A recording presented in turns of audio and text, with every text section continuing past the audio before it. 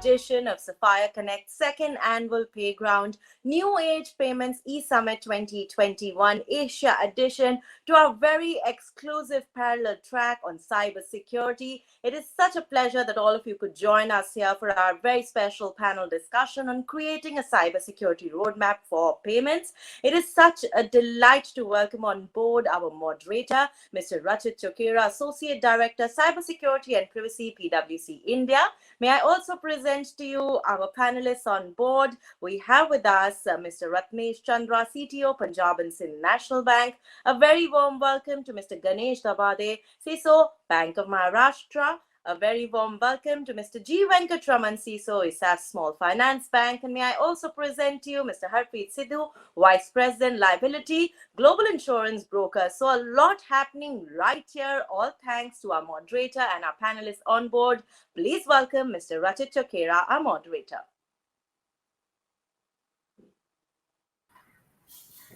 Thanks, Isha, for that. Good morning, everyone. My name is Rachit Chokera, and I'll be the moderator for today's session. So as Isha mentioned, we're looking at discussing a very, very important and a pertinent topic here today. How do we shape our cybersecurity strategy, as we are at the cusp of, an accelerated transformation for digital payments. And I think the payments have seen a significant transformation in the last year, and the last few years actually, and it's just been accelerated by, the pandemic setting in. And if you see the number of transactions which has increased, and our survey, which kind of tends to tell us that the transactions are going to be increasing by about 80% from today till about 2025. And how can we actually leave out the digital or the electronic payments in this entire journey of payment transformation? And that's how we have this the eminent panelists here to discuss how do we what are the challenges and opportunities that these digital payments present to us. And while dealing with these digital payments, how do we actually shape our cybersecurity strategy? So with us, we have Mr. Ratnesh Chandra, Mr. Ganesh Dabade, Mr. Harpreet Sindhu, and Mr. Venkatraman. So quickly starting off, I think the first point of discussion would be, with the opportunities that the digital payments present to us, what can be our cybersecurity strategy as a bank? What is it that we are looking at, and how do we shape our cybersecurity strategy? One, to ensure that we evolve as the digital payment journey evolves, and second, to make the entire ecosystem more secure. So maybe if I can start with you, Mr. Ganesh Dabade.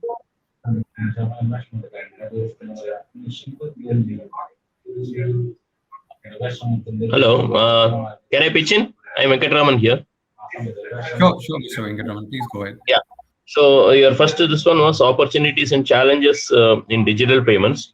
So they are equally competitive, but the present situation, we see that challenges are more than the opportunities actually, because the adversaries are far ahead of us, and handling the adversaries in the digital arena or digital transformation is a very hard nut to crack for especially CISOs and all the organizations.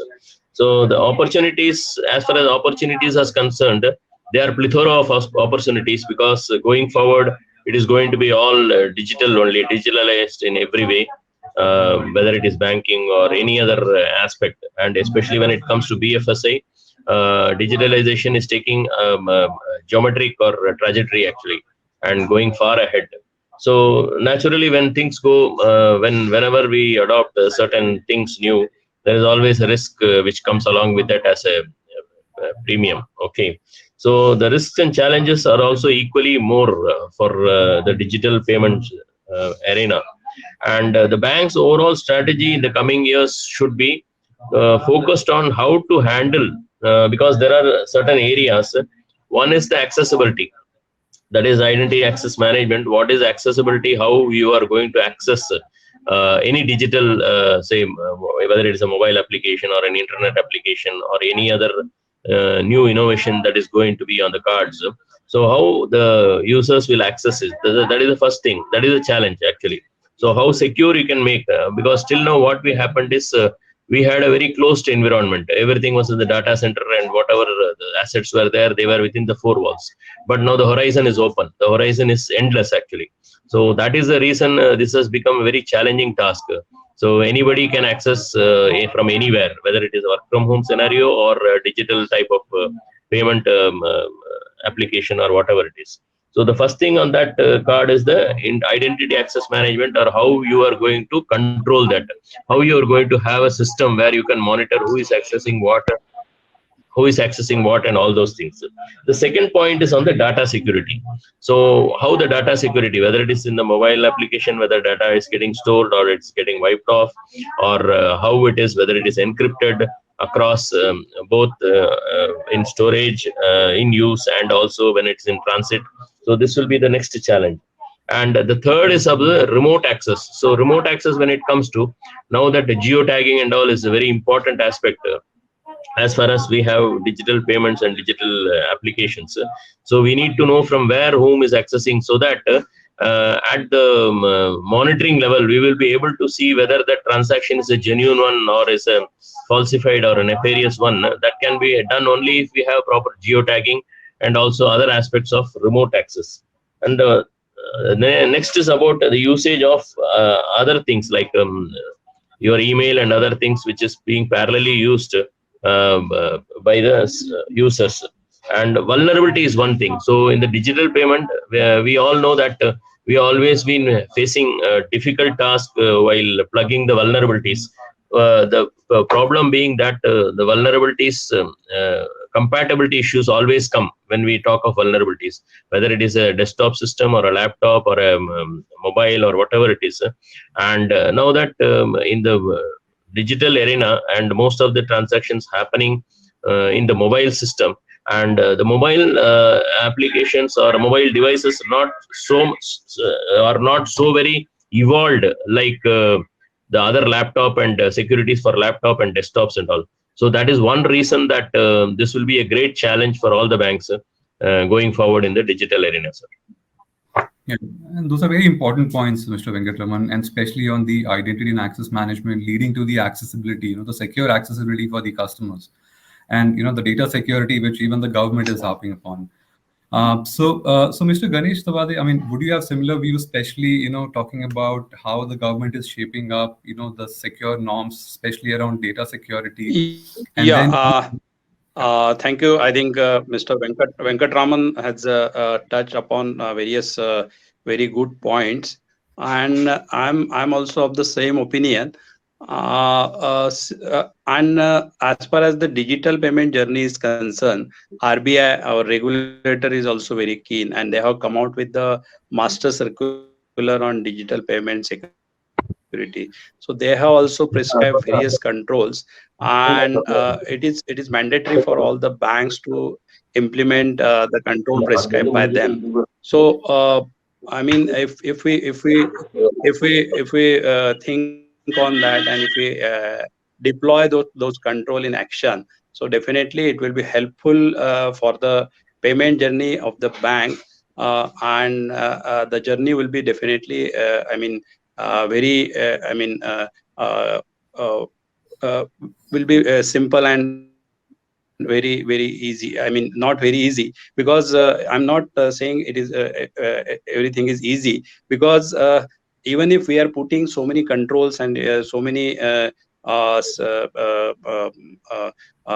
issues that we are handling, but the thing is that the criminals, cyber criminals, they are on their toes, and they are trying to find out every opportunity to hack that, or to overcome, or to get the access to our system. So proactiveness is very much important, as Mr. Venkatraman has told. And one thing I would stress upon is zero trust. So zero trust is really, it is a very proactive approach that I would say. And if we deploy that zero trust infrastructure in our setup, so that will definitely help us in making this journey easy. So that is what I wanted to add at this juncture. Sure, and that's a very important point you touched upon, Mr. Tawade, especially on the zero trust security, and most of the banks wanting or tending to lean towards that, of late. Thank you for that. So coming, we've heard, the CISOs talk about, what they are looking at to ensure the entire security of the environment. Let me go to you, Mr. Ratnesh Chandra. Being the CTO of the bank, being in the first line, literally, of the defense. So how do you ensure, the security that the second line is, or the security team is looking for? From a technology perspective, how do you, ensure to deploy that for a safe environment, not just for the bank, but for your customers as well? Uh, Good morning, everybody. Actually, good morning, Rakshit. Actually, the first point, basically, when you are talking about the opportunity as well as the challenges. So, first, being a CTO, actually, I just want to go first the opportunity because being a CTO, I have to align my strategy with the business. And what business basically thinks that our digital payments should flourish. Because being a bankers and all, first we want that business should be there and all. Now, as you know, that nobody wants to go to the branches, nobody wants to go to anywhere to do the payments physically and all that. So everybody wants, even whether it is a, see, earlier days we had to think that this digital payments will be only flourish within some kind of pockets, whether it is a means, cities or towns and all. But now when we see that this penetration of mobile and other things and all, everybody is now is talking about the mobile banking, WhatsApp and all that, and everybody is now aware that what is Google Pay, what is Paytms, what is other mode of channels, and also.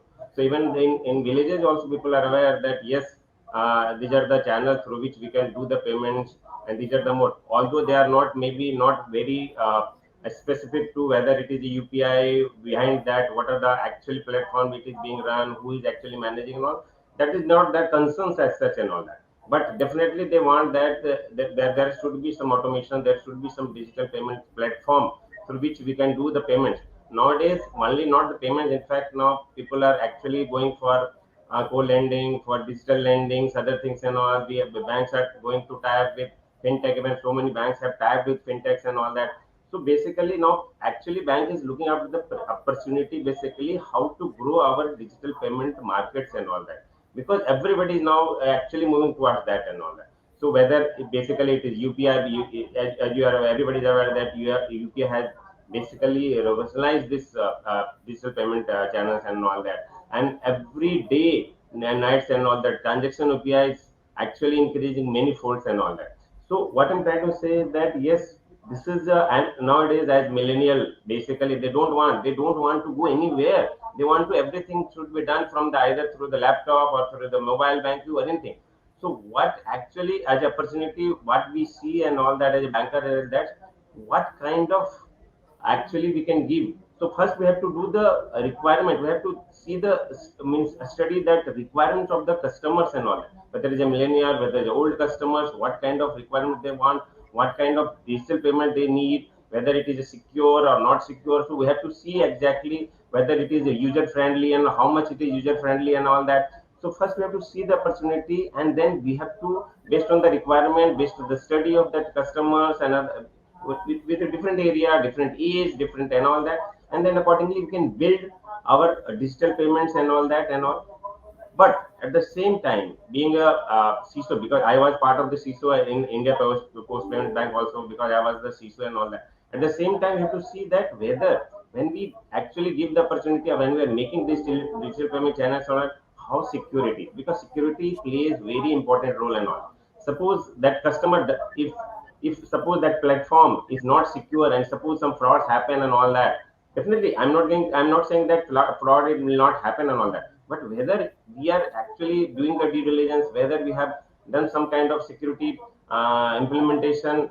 So what my challenges from the CISO perspective, what we could see is that when we actually make the digital payment platform, whether we have done some kind of a study from the beginning itself. We have to do sort of security aspects. We have to see the security challenges from the creation of the digital platform. It's not that we have created the platform and then we can see that whether how this can be performed, because nowadays because of this agile development or that dev sec operations technology which has come and all that, we have to have this security and development together, and we have to make this digital payments secure and all that, so that from the beginning itself we have to have tools which we can say that when we are actually developing and all that, what are the vulnerabilities should be there, so that at least from the beginning itself we can say that yes, our system which we are developing and all is quite secure and enough. See, second thing is that we have to do lot of UAT and all that before deployment. We have to do SIT, so many things we have to do and all that. And what actually I have observed during my career and all that, see, whatever security solutions or whatever platform we have, actually, if you have not implemented fully or as per the means, if you have not configured properly, you have not deployed properly and all that, actually it will give the basically it rather giving the result, actually it will be opening the Pandora for kind of vulnerability sort of and all that. So first thing is that yes, first that the challenge what we are facing is that means like we are not actually developing the platform from the beginning, where we should consider this security aspect from the beginning. We are not involving CISO or security from the perspective of development and from the beginning itself. Second thing is that the whatever deployment you are doing, whether it is security solutions, whether it is anything and all that, it should be properly configured, properly deployed and all that. Third thing is that reconciliation is very so. So nowadays basically that lot of transactions are being happen and all that. But as you are aware that actually that reconciliation is very important, because suppose some transactions are getting failed, some fraud has happened and all that, whether we are able to pay the customer how quickly and all, because suppose some transaction is not happening and all, and customers accounts has been debited, if you are not able to pay immediately, or some solution has not been built over and all, and the reconciliation methodology is not proper and all that, customer actually are behind us, actually they are actually, so we have to have proper means customer grievances sales should be there and all, who can resolve such kind of and all. So because they are looking that money, once that amount has been debited from the account, and if it is not properly has gone where it actually is meant for and all that, it is very creating very issues for banks and all. So what I'm trying to say is that the challenges what we have, and then how to overcome and all. So one is that security should be from the beginning, reconciliation should be there, customer grievances sales should be there and all that, solution should be deployed properly and all that, so that we can mitigate such kind of scenario and some kind of issues from the beginning or at the time of the deployment itself. Sure, Mr. Chandra. And that's a very, very important, valid point that you touched upon, especially on the aspect of building security right from the start, and it should not be an afterthought, and that's something that, the organizations and banks should be, focusing on. But also one very important point that you mentioned is, even after putting in all the controls, technologies, and processes in place, we are still vulnerable to frauds, and we are still vulnerable to incidents, And therein comes in my, next question, and Mr. Harpreet. So even if, we talk about having the best in technologies, frameworks, everything in place, and we are still vulnerable to frauds. So how does one ensure that, you bake in the right insurance in the overall security strategy for the organization? Mr. Sindhu, I think you're on mute. Am I audible now? Yes, loud and clear. Thank you. Hi, good afternoon, everyone. Rachit, my fellow panelists talked about, having some of the best practices. And, even after having the best of the mechanism in place, still there are situations where things have gone wrong in the past. And last 2 years, not only in the international world, even in India, there are serious issues which has come up, which people never thought about, that look, it can happen, it has happened. So as a very, very strong and the critical risk management tool, in cyber insurance comes very handy in these kind of a situation. Not only on a reactive basis, but on a proactive basis, the insurance plays a very, very critical roles. In fact, if you see last 5-7 years, various regulators, various agencies have, mentioned specifically about this insurance as a part of their advisory. It started with SEC, New York Financial Authority, then RBI, even NPCI. So many renowned institutions have talked about the importance of having a cyber insurance to address these kind of a situation. Now, when we see the facts that look, because as a solution provider, we closely monitor the facts and the statistics last 10 years, 15 years, what companies have faced from these kind of vulnerabilities and situation. So the surprising number is that, look, when you say pay 100 rupees because of a cyber breach, or you incur a loss of 100 rupees because of a cyber breach, up to 30% which can be picked up by this insurance. So it is an average payout which an insurance policy made in case of, there are certain exclusion and coverages which are there, but insurance come to a substantial level, to protect these kind of issues. When this solution was launched in the Indian market in 2015, organizations were opting for it mainly because of their contractual obligations, specifically coming from US. But of late, what we have seen that, look, today all the organizations are well aware of the exposure and what kind of a protection. So as a intermediary or as a solution provider, we don't have to go and sell this to anybody. Now the discussions are going up that, look, how can I customize this solution further to increase this 30% coverage to 60% or 70% coverage? I mean, in India, we never thought about a business interruption kind of a situation, and some of the large financial institutions, they were down for almost 7 days. So there's a big loss which these companies have faced, and it is every day evolving. As the technology is evolving, these kind of issues are also evolving. So the security mechanism from the insurance perspective has also to be evolved. So that's what we are seeing, that, look, the product is completely customized basis the requirement of the customer.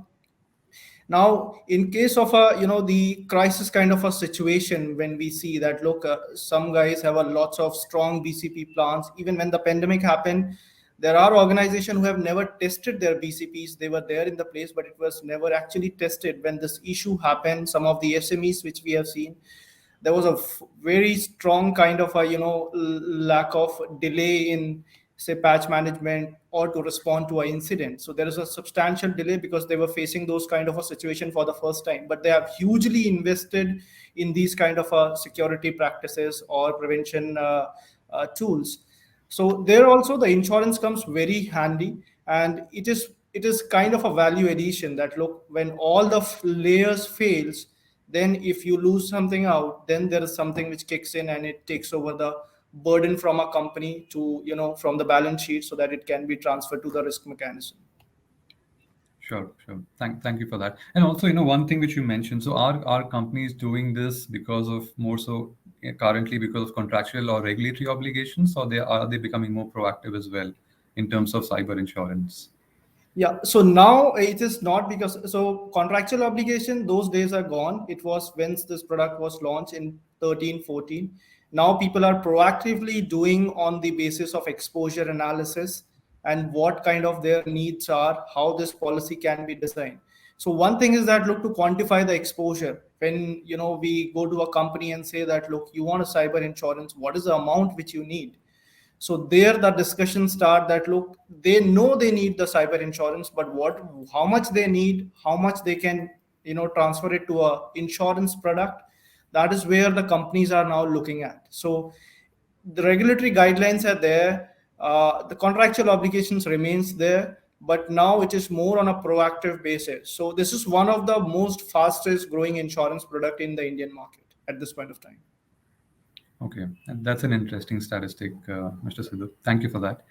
Thank you. Moving to the next discussion, so while we speak about having, the layers of defense in place, but from a regulatory or maybe from a compliance or data privacy perspective, what is it, as the consumers adopt more and more digital banking, online transactions, what is it from a compliance and a data privacy perspective, the banks are, putting measures in place? So if I may ask this to you, Mr. Venkataraman. Yeah. So I'll quickly pitch in because I got another meeting also after this. So three things. That is, we all know that governance, risk, and compliance. Okay. So governance is very important, how the organization is driven from the top management, top-down approach. The second is the risk. What are the risks involved in any activity, whether it is a digital activity or any other activity, operational activity. So the risk involved. And the third one is the compliance. And usually what we have been seeing before the digital arena, we have been doing compliance just for the sake of compliance many times. So it is not with the true this one. We have been ensuring the compliance that way many of the times. We all know for that obvious reasons. But now a time has come when this compliance cannot be done for the sake of compliance. We have to really see things, whatever we put in place, are having sustenance. That is, anything which controls are put, whether they are working as on date also. That is very important. And when it comes to security, so security, as I said earlier also, it was within 4 walls, but now there is no horizon for that. It is endless. So the attack can come from any source, anywhere, and we should be prepared for it. So getting prepared for it is we should have we should be very attentive to what is happening around us. We should be agile, we should be active, and we should have awareness across. All these factors are very important for security now. It's not just putting security in a box and having it, but the other factors also, the underlying factors which support from the human side, that is very important now. Each one of us should know what security is, what is cyber security, how an attack can happen. All this has to be percolated down the line across the rank and file of the organization. That is very important now. And the third thing is about data privacy. And another point in security is, as far as digital transformation is concerned, whatever transactions we monitor, as Mr. Ganesh said earlier, we do a reconciliation, and then at that point only we come to know that a fraud has happened, or an embezzlement has happened, or anything has happened. Things have gone haywire. But we should be now proactive in that when the transaction itself takes place, the customer should be easy enough to say, yes, this is a fraudulent transaction and I have not done it. At the ab initio stage itself, it should be stopped. Now, probably what is happening is the transaction happens, it comes to the server or the data center, and there with whatever tools we have, it identifies that this is going to happen. And then with all the paraphernalia tools like ADR and so many things, it is happening. But this should be done in a one step ahead itself, so that the customer at the time of doing any digital transaction itself, he himself should be a responsible person, and he must be given a free opportunity in the system or mobile application or whatever is internet banking to immediately sensitize and say, yes, this is a fraudulent transaction, and he must be allowed to actually stop the transaction at this level itself, because he knows this transaction he has not done, or he is not a party to it. That is very important. And the third is data privacy. And now that the PDP is on its final this one, and anytime I think it can be promulgated into a law, so it has become equally important. Now we have been using the customers' data and other things, and we have the data privacy. But this when one PDP comes, this will be more prevalent, and we may not be able to share, or we may not be use any customers' data without their consent, without their explicit consent. That becomes a very great challenge actually. So these are some of the challenges which are there in the payment digital transformation and payment industry now, which we have to face, and we have to take it ahead. Okay. Thank you, Mr. Venkatraman. I'm not sure if Mr. Ganesh Tabade is there still online, but Mr. Ganesh, if you would want to kind of present your views on how are you tackling, on compliance and data privacy, especially the risks associated with these. If time permits, I may join at the end if you are there. Okay. Sure. Hello. Yeah. As rightly told by Mr. Venkatraman, so data privacy is another challenge that all the banks will have to be, to face. And identifying the critical data and sensitive data, is a very challenging thing that is coming on the way. And another thing is that this will complementary to the security, definitely. Because the security has to be tightened from all the end, as Mr. Chandra has already highlighted, that the reconciliation, the basic thing of any banking, reconciliation is really required, and many of the issues have been identified due to proper reconciliation. So due to proper reconciliation, the frauds can be arrested, and it can be, I mean, it is a very mitigative step, mitigative tool in the hands of the bank. And another thing what Mr. Chandra has highlighted is security should be at the design stage. Okay, so security, I mean, should not be there when the product has come to the stage of live. I mean, to make that particular product live. So security should be inculcated, and it should be there from the stage. And if we do all these arrangement, and very important thing is user awareness, because user awareness is the thing, because if you see, around 95% of frauds are happening because of the user and customer awareness. So uh, so banks will have to make, I mean, banks are making their efforts to make our customers, our users, internal users aware. Because if you see any of the fraud that might have happened inside the bank, it is mostly because of the awareness issue. So the email comes inside, and then the user who is using that email clicks on the link, and then his PC gets infected. So like that, and it tends to bigger fraud. And the organization will have to face the, I mean, bigger issues. So I think user awareness and customer awareness is the thing which everybody will have to be make more efforts, so that the issues pertaining to digital journey will be mitigated. So that's what I wanted to add here. All right. Thank you, Mr. Labade, for that. Coming to you, Mr. Chandra, on similar topic, like Mr. Labade said, the users have to be, onboarded, included in the journey of ensuring secure environment for everyone. So how, what are your views on strengthening this layer of, the employee or the user, which is the human link in the entire overall cybersecurity ecosystem? Basically, before that, actually, just I want to give some kind of actually data privacy and all that which you were talked about and all that. First, I just want to tell you that as per RBI or government also say actually make it very clear that payment related data should not go out of the India's border and all that. So actually, as a compliance perspective, every bank has to give compliance to RBI every quarter that our payment related data is maintained within Indian geography and all that. So that compliance every bank has to give every quarters and all, and this has to actually go from not only from CIO or something like that. It is going from the top of the banks. Means MDU and CEO has to give the compliance to RBI that our payment related data is lying within Indian geography. So that compliance is very important from that payment data perspective and all that. From the data privacy perspective and all that, basically there are two types of basically banks are actually using the services. One is that whether they are having their own data center, they are having their own private cloud and or something like that, or actually they are actually using that private cloud or cloud services and all that.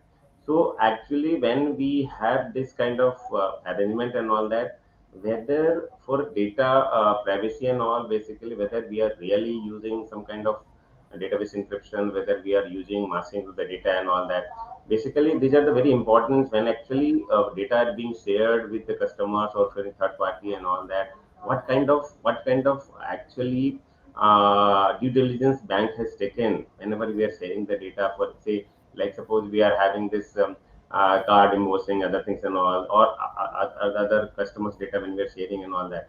Suppose bank is having that arrangement with third party and all that, whether we are really doing the audit properly, whether they are actually having some kind of certifications and all that which they are supposed to do and all that. whether we are doing continuous basis of audit of their infrastructure, whether they are actually complying the guidelines and at RBI or other best practices which we have and all that.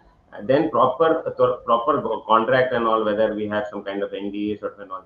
So what I'm trying to say is that actually whenever we have such kind of arrangement, whether it is in-house or outside and all that, the technology other part, then the kind of process which we have and all that, whether it is being followed properly and all that and all. So such kind of awareness among the employees, and employees should know exactly what are the processes being followed, what are our policy says, what our guidelines says, what are RBI is actually prescribing to protect the data and all that. So our employees should be aware and all that.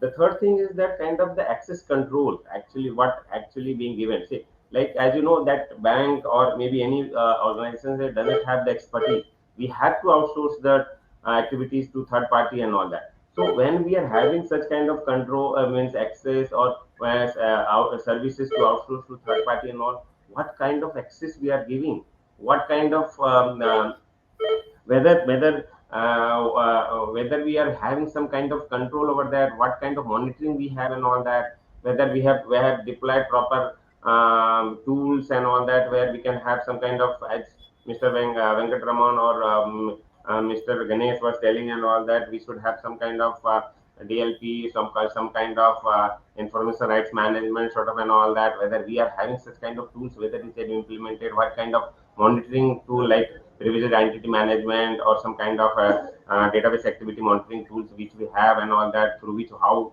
we are actually allowing, what kind of data we are allowing. So such kind of deployment we should have, whether it is in-house or outside and all that, and proper audit process should be followed and all, proper compliance has to be taken from the vendor, whether they are complying and all that.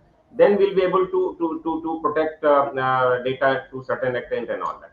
So such kind of process has to be established and all. Sure, sure. Thank you, Mr. Chandra, for that. I think very valid points. We just have to look at not just the bank, but the overall, the partners, the vendors, their customers. How do we have more of an inclusive security for everyone? Very valid points, Mr. Chandra. Coming to the next point, which is on I mean, since pandemic hit us, and every organization has been adopting to remote working, work from home. So what is it? How does the overall strategy on cybersecurity, IT security change for the organizations, and what measures would you suggest or have you taken in the last maybe a year and a half to ensure that the overall cyber security strategy in this remote working environment, remains more efficient? Should I reply or? Yeah, please, Mr. Chandra. Yeah. Basically, as you know, means like now because of the pandemic and all that, although banking, as you know, means like we have to come and we have to serve the customers and all. For banking being a essential services and all that, although it was not fully applicable to us, but yes, means like whatever the backend services are there in the banks and all, at least we means like we have asked that our employees and that they can work from home and all that.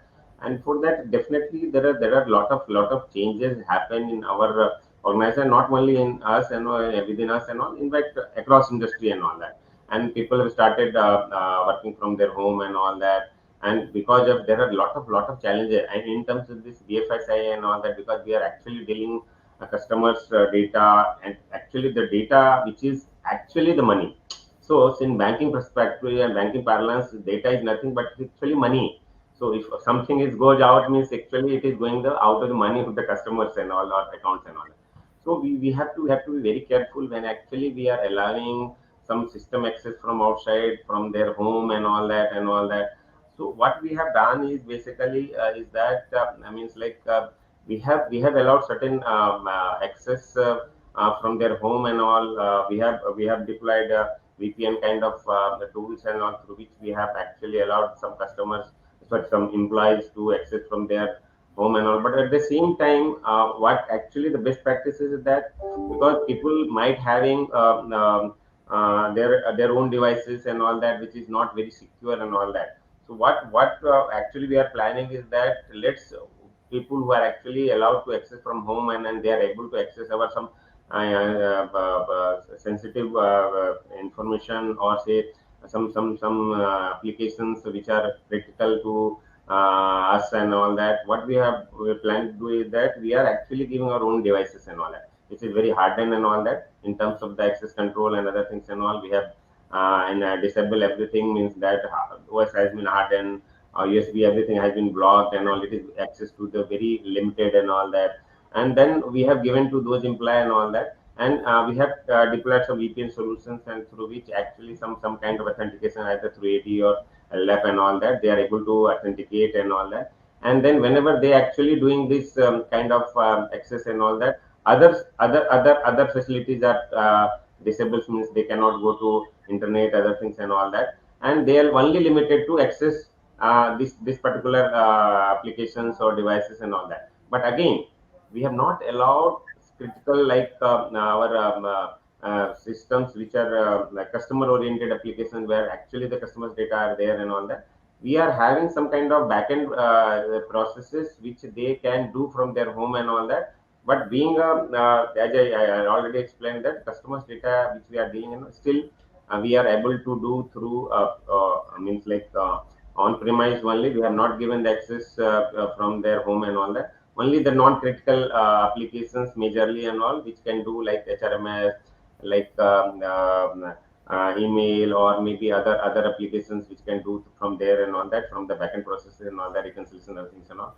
But for customers perspective and all, we have not allowed. So yes, there are some strategy has been changed and all that. As of now, we are taking some precautions in terms of the security and other things on. But days not far that we have to allow those applications also, critical applications also, from their home and all that. And we have to strengthen further more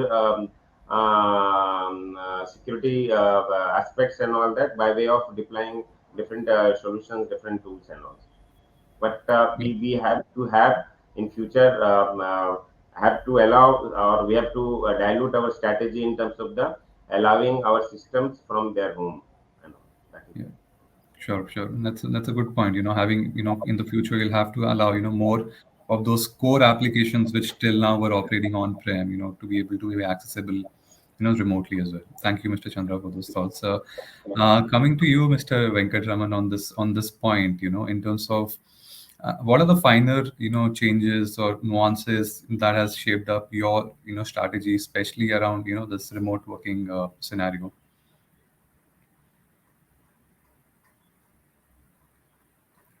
Mr. Venkatraman, you're on mute if you're talking.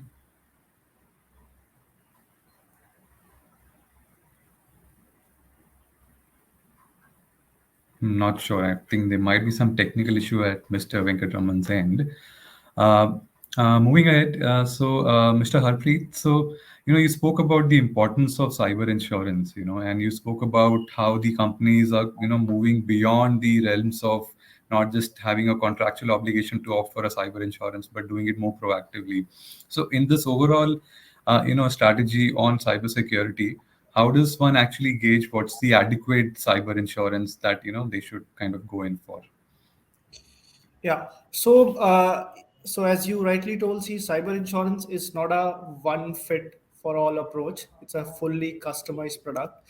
So there are two questions to it when an organization wanted to buy a cyber policy. First, what you want. Second, how much you want. So it start that look how much you want. There is a detailed analysis. Any risk mitigation practices, including insurance. When an organization wants to offer it, they first assess as accurately as possible its exposure and potential vulnerability. So when it comes to quantification, there are certain analytical tools which are there. There is a detailed benchmarking which has been carried out with the peers. A detailed study of the contractual obligations. Say, for an example, if they have a presence in European territories, what kind of regulatory compliance they are supposed to be, what kind of a fines or a financial implication come to them. So all those detailed studies have to be carried out to come to a number. In fact, So cybersecurity, which even my the panelist fellow panelists will agree that look, it is a cross-functional issue. It is not just a baby of one department. A finance team is also very actively involved in these kind of exposures. Say for an example, if a company is down for a 1 day or a 2 day or a couple of hours, what kind of a business impact it can lead to it. So all those factors play in to decide a quantification amount that look how much we want and how much we should be protected. So there are two key areas which are evaluated while deciding for a limit or a quantified amount.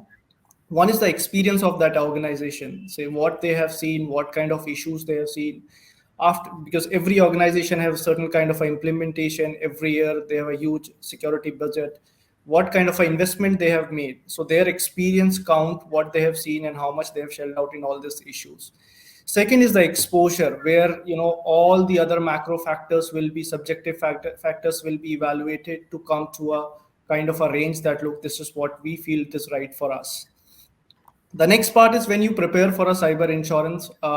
As I mentioned to you, it is a cross-functional issue. So where do you stand? What kind of best security practices you follow it in terms of patch management, password protection policies? All those information would be evaluated. So that's where people like us comes in, and we carry out a very, very broad analysis of all these factors to decide a insurance posture that look, yes, considering the entire market scenario, your posture, this is what we feel that's where the company lies in. Let's say a $10 million or $15 million limit should be taken for an annual basis. So it's a completely subjective analysis, including certain amount of facts basis the market as well as the international standard of the same companies, what they are seeing it. There are certain analytical tools which has been recently developed to assess or to quantify a cyber insurance exposure. It is yet to be evaluated because the numbers what these analytical tools throws is very, very impractical kind of a solution. So our organization can decide, if somebody says that look, $50 billion is my exposure, so having a insurance for $50 billion might not be possible, because you might not get those kind of capacity available in the entire world. So we have to be aware. At the same time, we have to be practical that look, we are adequately covered, we are not over insured, we are not under insured. So a complete full drawn analysis to be carried out before you go for a cyber insurance. And even this information collecting exercise which takes place, it is very essential for the organization, which we have seen in our past assignment. Before, when you opt for these kind of insurance, you will be scrutinized many things, and there will be various fact findings which will be coming in. So whether you decide to take insurance or not, there will be a very, very broad analysis which would be carried out, which will be very effective and useful for the entire cross functions, be it legal, finance, or the IT team. Yeah. Okay. Thank you. Thank you for that. And that's fascinating. I mean, just to hear that, there are analytical tools which are evolving, to help quantify, the right amount of cyber insurance which organizations should take. And it's, as you said, not one fit all, it depends on the experience, the exposure, and, what are the proactive measures which the organization have taken, and it's quite fascinating to hear all of those points from you, Mr. Sidhu. Thank you for those. So quickly, I think we just have a couple of minutes left, and we'll just see if there are any questions from any of our audience. Actually, there is a question from me to Arpit actually regarding the cyber insurance and all that.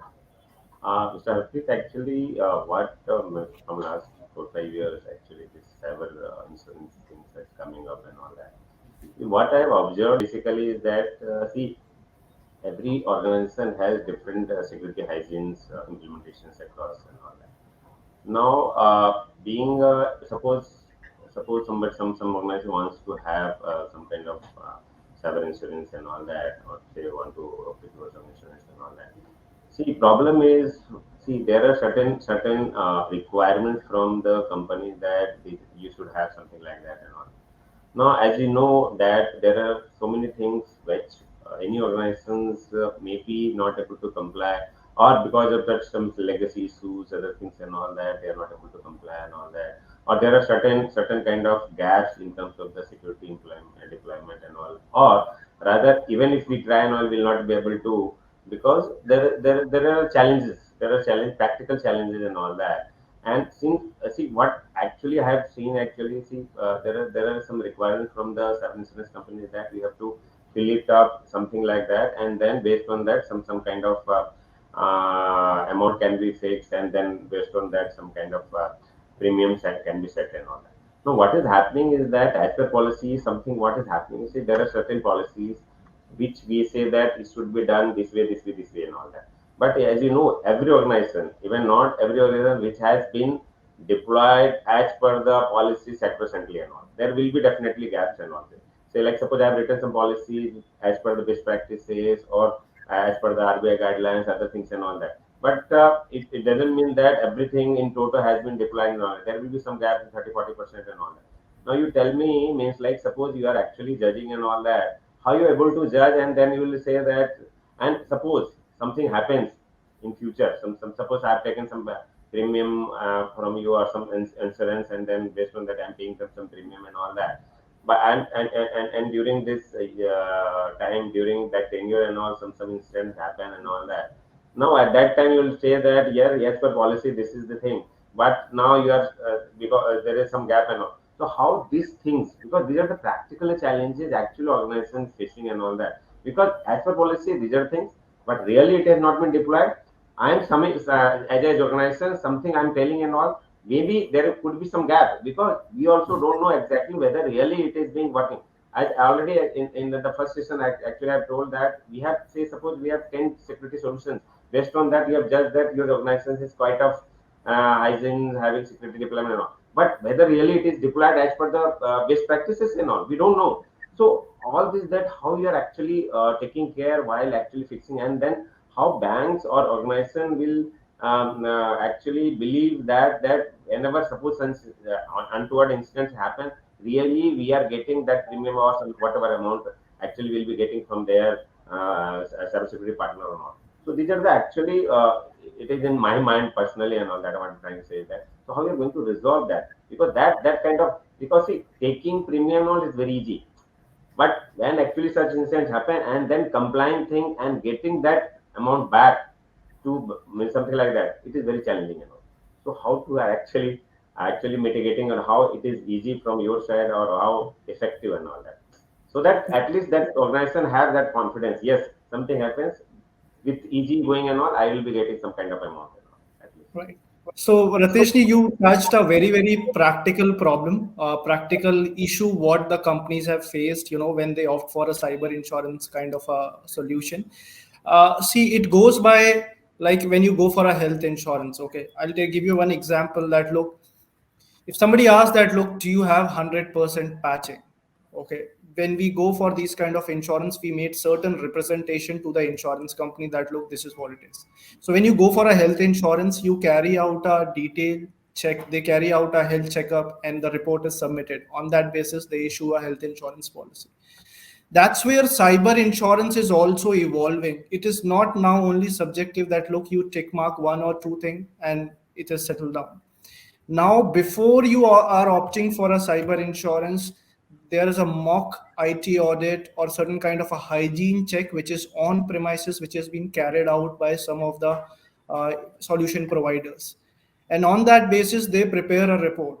Even when you give any kind of a declaration to an insurance company, because you would be filling lots of questionnaires, forms, and which you would be submitting it to them. Now, people are asking specific checks with respect to, let's say, ransomware situation. There are 50 questions which are coming in. When you are responding it to it, we have to be very, very careful, because tomorrow, if there is a situation, obviously they expect that, look, this is what you represented or disclosed at the time of buying this insurance. So it is kind of a risk modeling. When a bank issue a loan to an entity, they completely evaluate the profile. Cyber, we have to be, when you disclose it, we have to be very, very careful what we are disclosing it to the insurance company. From our experience, I'll tell you, a yes or a no answer is a danger zone. Okay, because if you say yes and tomorrow there is a problem, they will hold that, look, there is an issue which has come up. So how we prepare the questions or responses or a mock audit which has been carried out, it is very essential. You are right. If there is a SOP in place, and if you are following the SOP every time, why you need an insurance? Because you are sure that, look, if this process are followed, there would be no claim, there would be no loss to us. Insurance is there when things doesn't followed as expected, when what I have installed, it is not working as per what it is expected. So that's what the answer to your question is, that look, when you are preparing for it or when you are renewing the program, you have to be very clear for what you are disclosing to the insurance company to get a maximum benefit from an insurance cover. Otherwise, some responses, even you are following the best of the practices, some responses can be held against an organization. So that's where the expertise kicks in, what we disclose. And it's a collective effort. We have to work with the insurance company. If something is not well in my body, I have to tell that, look, this is the problem I have. You do the modeling accordingly. If something is good, this is good, but I can't assure you that, look, this will be there forever. So you do the modeling right now. Tomorrow, don't come back to me and say that, look, you told this, it is not that. Those questions can't be asked. The fate of every cyber insurance claim is decided by the information what we submit and the contract you have in place. So these are the two things which we have to be very careful when we are opting for these kind of solutions. Yeah, so I just want to one point. See, in terms of that, when we take the health insurance and all, there are certain number of, the test we know means, like, insurance also company says that at least primarily you have to do, say, like certain test and all that, and the results is coming and all, and we can sue and all. But here in cyber security, actually parlance and all, in fact, people are not aware so many things and all. We don't know actually what are the kind of implementation, whether really that what we have implemented. I've been telling you, really it is working as per the expectation, as you already told. So we don't know whether, like say patch management, I'm just giving one example. Now we have deployed a patch management tool and all that across and all that, but whether really everything as we defined, because see, as you know, means like within 4 hours, I just want to tell, yes, while giving presentation, while actually telling, yes, this is a solution, this security, everything is done, it will be doing this. But actually, when we implement, really we know exactly how much actually it is being actually giving that results and all that. So there is a difference definitely from the health perspective and this cyber insurance, because health is already mature from like so many years. It is Right, there sir. and all that, and health has actually insurance has matured certain means, like, and we know that exactly these are the process has to be followed, these are the tests has to be done and all. But still, cyber insurance perspective, I think there is a gap and all that. But it will take, definitely it is coming. I'm not saying that, but it will take certain time to actually maturing. Indeed, This. sir. So it is maturing, sir, and friends like Rachit, these kind of people are taking a very, very active part in helping the organization along with us. Which we were telling that, look, carrying out what are the exercise which we have to carry out. So it's a collective effort where the market is maturing, and surely in the coming years you will see some improvement. Yeah. Absolutely, absolutely. And that's something, just to add my views on it as well. I mean, that's something that we have been seeing off late in the market as well. That's one area which was not really a part of the strategy. Now it's, taking an important bullet point in the table of contents of the strategy. Thank you so much, Mr. Chandra, Mr. Harpreet, and Mr. Venkatraman for presenting your views. I'm sure the audience has a lot of good takeaways from this discussion. Thank you very much once again, and wish you a very good day. Thank you, everyone. Thank you. Thank you. Thank you so very much for joining us for the second annual Payground New Age Payments eSummit Asia edition to this very exclusive parallel track on cybersecurity. I'm sure all of you had a lot to learn from our panelists. It's been a pleasure having you all here.